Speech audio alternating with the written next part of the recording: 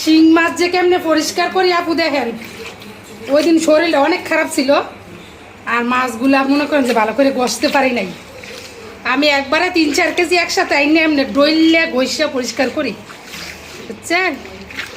ছাই দিছি, ছাই একদম এরকম করে ছাই দিয়া এরপরে আবার রান্নাঘর ঠিক দিয়া গরম পানি দিয়া পরিষ্কার করবো। মাছের গন্ধ হয়ে গেছে গা, দেখেন কেমনে ডইলা সাদা চকচক হয়ে গেছে গা শিং মাছ।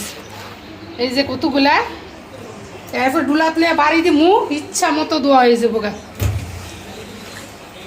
এই যে সবগুলা ডইলা নিছি, দেখছেন ছাই দিয়ে কি করছি মাছের ডইলা ডলা শেষ। এখন আমি ডুলার মধ্যে লইয়া ইচ্ছা মতো মনে করেন যে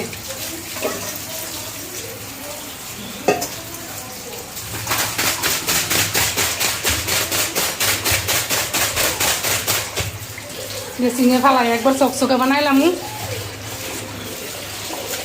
দেখেন কেমন হয়েছে শিং মাছ, দেখছেন নি।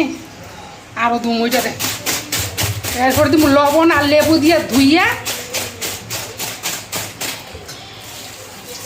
ধুলা দিয়ে বাড়ি না দিলে মাছ খাওয়া যায়। দেখেন তো চকচক হয়েছে না আপু ভাইয়েরা। এখন লেবু আর লবণ দিয়ে বাইরাম। এই যে দেখেন পরিষ্কার করে নিচ্ছি শিং, বুঝছেন আপু ভাইয়েরা।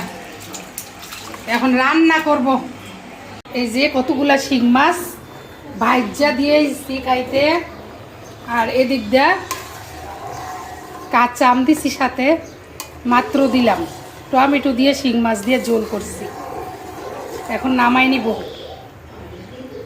শিং মাছ টমেটোর ঝোল, একটু টকের মতোই করছি।